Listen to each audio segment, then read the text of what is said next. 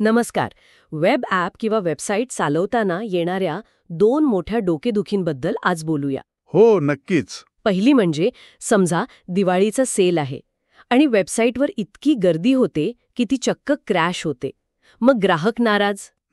हे तर नेहमीच होतं. आणि दुसरी, रात्रीच्या वेळी जेव्हा कोणीही वेबसाईट वापरत नाही तेव्हाही त्या मोठ्या सर्व्हरचं भाडं भरावं लागतं. म्हणजे सरळ सरळ पैसे वाया जातात. यावर काही उपाय आहे का? हो, नक्कीच आहे. यालाच क्लाउड टेक्नॉलॉजीमध्ये इलॅस्टिसिटी किंवा लवचिकता असं म्हणतात. आणि आज आपण Azure ॲप सर्व्हिसमधल्या अशाच एका जबरदस्त फीचरबद्दल सविस्तरपणे बोलणार आहोत. Auto scaling. ऑटो स्केलिंग म्हणजे नावावरून वाटतंय की हे सगळं आपोआप होतं. बरोबर. उद्देश तोच आहे. पण हे खरंच इतकं सोपं आहे की यात काहीतरी गुंतागुंत आहे? दोन्ही गोष्टी खऱ्या आहेत. याचा उद्देश हाच आहे की मागणीनुसार आपोआप रिसोर्सेस कमी जास्त करणे, म्हणजे खर्च नियंत्रणात राहतो आणि वेबसाईट नेहमी सुरळीत चालते. ओके. पण हे सेट करणं म्हणजे फक्त एक बटन दाबणं नाही. या चर्चेत आपण समजून घेऊ की ऑटो स्केलिंग कधी वापरावं, त्याचे नियम हुशारीनं कसे तयार करावेत आणि हे सगळं योग्यरित्या काम करतंय की नाही हे कसं तपासावं. चला तर मग सुरुवातीलाच पाया पक्का करूया. स्केलिंग म्हणजे नेमकं काय? म्हणजे कॉम्प्युटरला जास्त पॉवरफुल बनवणे असं काहीसं? नाही, आणि हा एक खूप मोठा गैरसमज आहे. स्केलिंगचे दोन मुख्य प्रकार आहेत, स्केल अप आणि स्केल आउट. स्केल अप आणि स्केल आउट. हो, स्केल अप म्हणजे सध्याच्या सर्व्हरची क्षमता वाढवणे. कल्पना करा, तुमच्याकडे एक गाडी आहे आणि तुम्हाला जास्त वेग हवाय, तर तुम्ही तिचं इंजिन मोठं करता, जास्त हॉर्स पॉवरचं. ठीक आहे, म्हणजे एकाच गोष्टीला अधिक शक्तिशाली बनवणे. अगदी बरोबर. याउलट स्केल आउट म्हणजे तशाच क्षमतेचे नवीन सर्व्हर जोडणे. म्हणजे रस्त्यावर ट्रॅफिक वाढल्यावर एक मोठी बस आणण्याऐवजी तशाच आकाराच्या अजून 5-10 गाड्या आणणे. अच्छा. ऑटो स्केलिंग हे आज स्केल आउट म्हणजे सर्व्हर वाढवणे आणि स्केल इन म्हणजे सर्व्हर कमी करणे या तत्वावर काम करते. अच्छा, म्हणजे गरज असेल तेव्हा अजून माणसं कामाला लावणं आणि गरज नसताना त्यांना घरी पाठवणं, तसंच काहीसं? परफेक्ट, अगदी बरोबर. आणि Azureमध्ये हे करायचे दोन मुख्य मार्ग आहेत. एक आहे रूल बेस्ड ऑटो स्केल, जिथे आपण मॅनेजरसारखे नियम तयार करतो. ओके. आणि दुसरा आहे ऑटोमॅटिक स्केलिंग, जिथे प्लॅटफॉर्म स्वतःच हुशारीने वेबसाईटवरील HTTP ट्रॅफिकनुसार निर्णय घेतो. यातला फरक एखाद्या सोप्या उदाहरणाने सांगता येईल का? नक्कीच. समजा तुम्ही एका हॉटेलचे मॅनेजर आहात. रूल बेस्ड ऑटो स्केल म्हणजे तुम्ही नियम बनवला की जर हॉटेलबाहेर 5 पेक्षा जास्त लोकांची रांग लागली तर अजून एक वेटर कामावर बोलवा. आणि जर रांग पूर्णपणे संपली तर एका वेटरला घरी पाठवा. इथे तुमचा पूर्ण कंट्रोल आहे. बरोबर. या उलट ऑटोमॅटिक स्केलिंग म्हणजे एक जादुई हॉटेल, जिथे गर्दी वाढताच आपोआप एक नवीन वेटर कुठून तरी हजर होतो आणि गर्दी कमी होताच गायब होतो. तुम्हाला काही सांगावं लागत नाही. जादुई हॉटेलची कल्पना तर भारी आहे. मग सगळेच ते का वापरत नाहीत? कारण त्या जादूची एक किंमत आहे.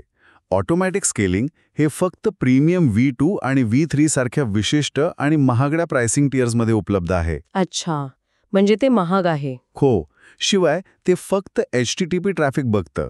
जर तुमच्या ॲपला CPU किंवा मेमरीमुळे जास्त लोड येत असेल तर ते तितकं प्रभावी ठरणार नाही. त्यामुळे बहुतेक लोक रूल बेस्ड ऑटो स्केलिंगला प्राधान्य देतात, जिथे कंट्रोल त्यांच्या हातात असतो. हे ऐकायला खूप छान वाटतंय. पण हे फीचर प्रत्येकाने डोळे झाकून वापरायलाच पाहिजे का? की काही विशिष्ट परिस्थितींमध्येच याचा खरा उपयोग होतो? हा खूप महत्त्वाचा प्रश्न आहे. ऑटो स्केलिंग काही परिस्थितींमध्ये अक्षरशः वरदान ठरतं. जसं की? जसं आपण सुरुवातीला बोललो, त्या दिवाळी सेलसारख्या काळात किंवा एखाद्या मोठ्या इव्हेंटवेळी अचानक वाढणारी गर्दी सांभाळण्यासाठी. तसेच वेबसाईटची उपलब्धता आणि दोष सहनशीलता वाढवण्यासाठी हे खूप उपयुक्त आहे. म्हणजे एक सर्व्हर बंद पडला तरी बाकीचे काम सांभाळून घेतात. पण मग याचा वापर कधी टाळायला हवा? याला काही तोटे आहेत का? नक्कीच. 3 मुख्य गोष्टी लक्षात ठेवाव्यात. 1. जर तुमच्या वेबसाईटवर डिनायल ऑफ सर्व्हिस म्हणजे DOS हल्ला झाला, म्हणजे कोणीतरी मुद्दाम वेबसाईट बंद पाडण्याचा प्रयत्न करत असेल तर? हो, हजारो बनावट रिक्वेस्ट पाठवून. अशावेळी ऑटो स्केलिंगमुळे तुमचं खूप मोठं आर्थिक नुकसान होईल, कारण ते बनावट ट्रॅफिकला खरं समजून सर्व्हर वाढवत राहील. अरे देवा. हे म्हणजे चोरांना आत येण्यासाठी अजून दरवाजे उघडण्यासारखं आहे. बापरे, म्हणजे फायद्याऐवजी तोटाच जास्त. बरोबर. दुसरं, जर तुमच्या वेबसाईटची वाढ हळूहळू आणि अंदाजित असेल, म्हणजे तुम्हाला माहिती आहे की पुढच्या महिन्यात 10% जास्त ग्राहक येतील, तर मॅन्युअल स्केलिंग कदाचित जास्त किफायतशीर ठरू शकतं. ओके. आणि तिसरं, आणि हे खूप महत्त्वाचं आहे, जर तुमचं ॲप प्रत्येक रिक्वेस्टमध्ये खूप जास्त प्रोसेसिंग करत असेल, म्हणजे प्रत्येक ग्राहक आल्यावर त्याला खूप किचकट काम करून द्यावं लागत असेल, तर स्केल आउट करण्याऐवजी स्केल अप करणं जास्त योग्य ठरू शकतं. अच्छा, म्हणजे 10 नवशिखे कामगार लावण्याऐवजी एकाच तज्ज्ञ कामगाराला ठेवणं कधीकधी जास्त फायद्याचं ठरतं. अगदी बरोबर. ठीक आहे. म्हणजे ऑटो स्केलिंग कधी वापरायचं नाही हे स्पष्ट झालं. पण जेव्हा ते वापरायचं ठरतं तेव्हा हे नियम नक्की कशाच्या आधारावर बनवले जातात? म्हणजे सिस्टम कसं ठरवते की आता सर्व्हर वाढवायची वेळ आली आहे? उत्तम प्रश्न. ऑटो स्केलिंगचे नियम काही मेट्रिक्स किंवा मापदंडावर आधारित असतात. सर्वात सामान्य म्हणजे CPU टक्केवारी. म्हणजे सर्व्हर किती व्यस्त आहे? हो. दुसरा आहे मेमरी टक्केवारी आणि तिसरा आहे HTTP Q length. HTTP Q length हे जरा नवीन वाटतंय. हो, पण या तांत्रिक नावाचा सोपा अर्थ म्हणजे तुमच्या वेबसाईटवर येणाऱ्या विनंत्यांची रांग.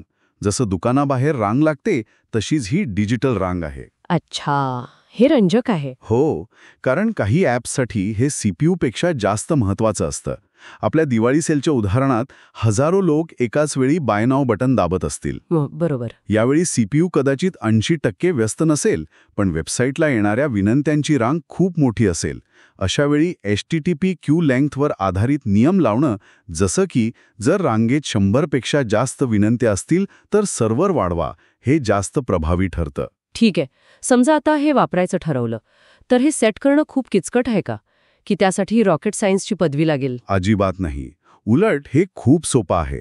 जणू काही आपण स्क्रीन शेअर करत आहोत तसं मी सांगतो. चालेल. अजिओर पोर्टरमध्ये तुमच्या ॲप सर्व्हिस प्लॅनवर जायचं. डावीकडच्या मेनूमध्ये सेटिंग्ज नावाचा एक ग्रुप दिसेल.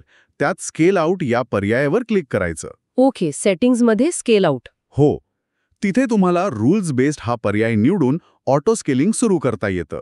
हे ऐकायला तर सोपं वाटतंय, पण यात काहीतरी टर्म्स अँड कंडिशन्स अप्लाय सारखं असणारच. अगदी बरोबर पकडलं. म्हणजे काही सामान्य चुका होतात का ज्यामुळे अनपेक्षित बिल येऊ शकतं? हो. पहिली आणि सर्वात मोठी अट म्हणजे तुमचा प्राइसिंग टियर. F1, D1 किंवा B1 सारख्या बेसिक टियर्समध्ये ऑटो स्केलिंग चालत नाही. अच्छा. ते फक्त मॅन्युअल स्केलिंगला सपोर्ट करतात. ऑटो स्केलिंगसाठी तुम्हाला किमान S1 किंवा P लेवलचा प्लॅन घ्यावा लागतो. हे म्हणजे जसं बेसिक नेटफ्लिक्स प्लॅनवर 4K व्हिडिओ बघण्याचा प्रयत्न करण्यासारखा आहे. ते शक्य नाही. नाही. त्यासाठी प्लॅन अपग्रेड करावाच लागतो. आणि एकदा ऑटो स्केल सुरू केलं की आपल्याला काही संख्या ठरवाव्या लागतात का? जसं की किमान किंवा कमाल सर्व्हर? अगदी बरोबर. हाच तो दुसरा महत्त्वाचा मुद्दा आहे. कारण कमाल संख्या खूप जास्त ठेवली तर बिल अनियंत्रित होऊ शकतं नाही का? बरोबर.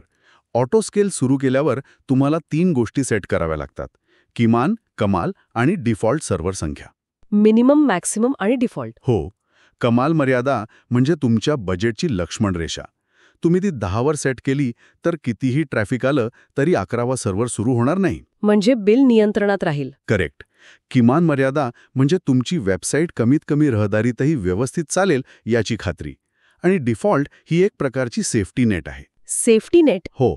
जेव्हा तुम्ही बनवलेला कुठलाही नियम लागू होत नाही तेव्हा ही डिफॉल्ट कंडिशन काम करते आणि तुमच्या सर्व्हरची संख्या एका सुरक्षित आकड्यावर, म्हणजे समजा 1 किंवा 2 यावर ठेवते. आता आपण सगळ्यात रंजक भागाकडे आलो आहोत. नियम बनवताना लोक नक्कीच काही चुका करत असणार. त्या कोणत्या? सगळ्यात मोठी आणि सामान्य चूक म्हणजे फ्लॅपिंग. फ्लॅपिंग? हो, किंवा फडफडणे. कल्पना करा की तुम्ही 2 नियम बनवले आहेत. एक, जेव्हा CPU वापर 80% पेक्षा जास्त होईल तेव्हा एक नवीन सर्व्हर वाढवा. आणि दुसरा, जेव्हा CPU वापर 80% पेक्षा कमी होईल तेव्हा एक सर्व्हर कमी करा. एक मिनिट, पण हा नियम तर अगदी तार्किक वाटतोय. जेव्हा लोड जास्त असेल तेव्हा सर्व्हर वाढवा आणि कमी झाल्यावर कमी करा. यात पैसे वाचतीलच ना. मग अडचण कुठे आहे?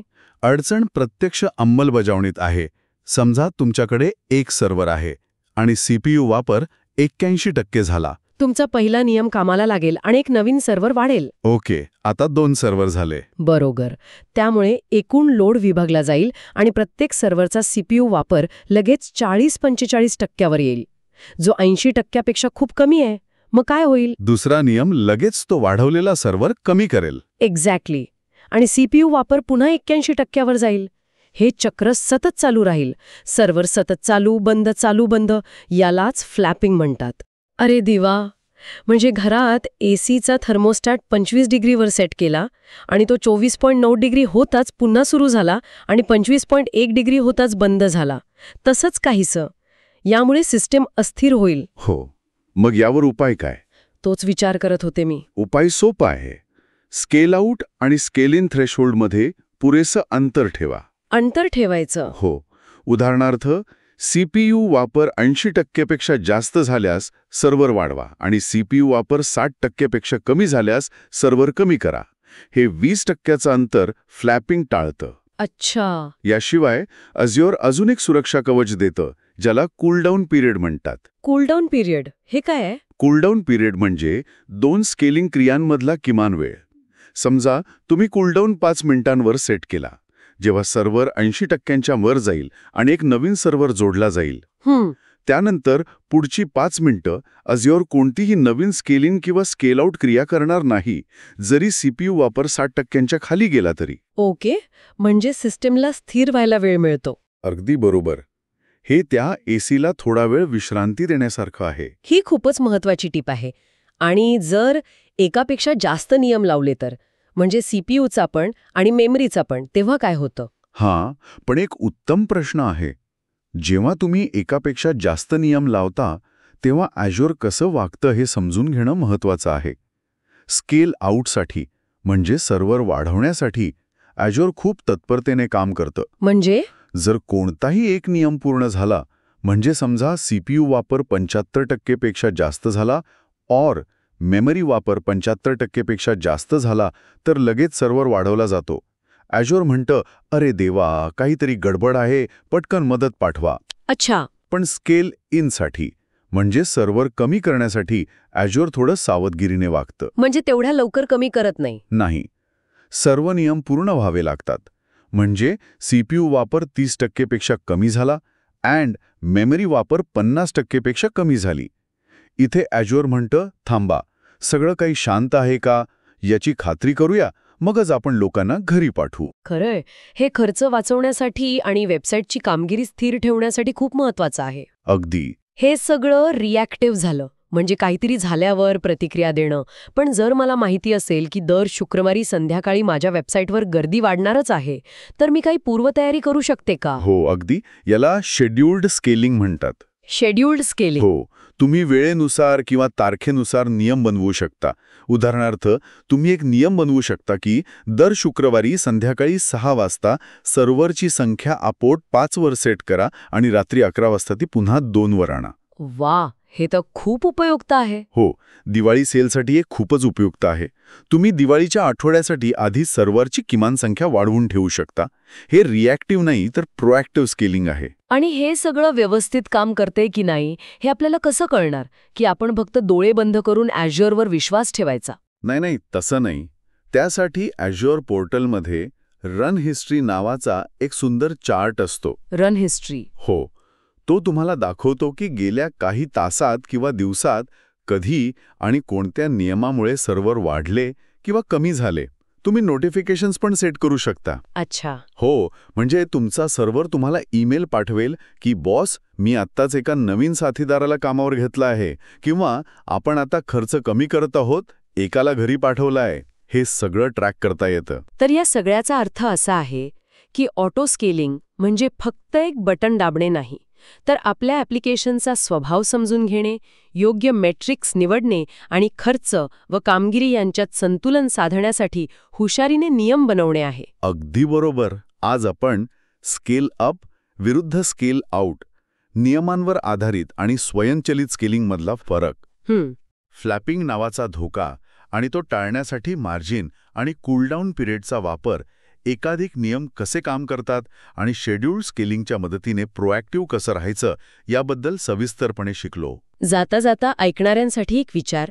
आपण आत्तापर्यंत सीपीयू, मेमरी अशा तांत्रिक गोष्टींवर आधारित स्केलिंगबद्दल बोललो. पण विचार करा, जर आपण व्यवसायाच्या मेट्रिक्सवर आधारित स्केलिंग करू शकलो तर? मनारिक. कल्पना करा असा नियम. जर प्रति मिनिट शॉपिंग कार्टमध्ये 500पेक्षा जास्त वस्तू टाकल्या गेल्या तर एक नवीन सर्व्हर जोडा. अशा विचाराने पायाभूत सुविधांबद्दलचा आपला दृष्टिकोन किती बदलू शकेल.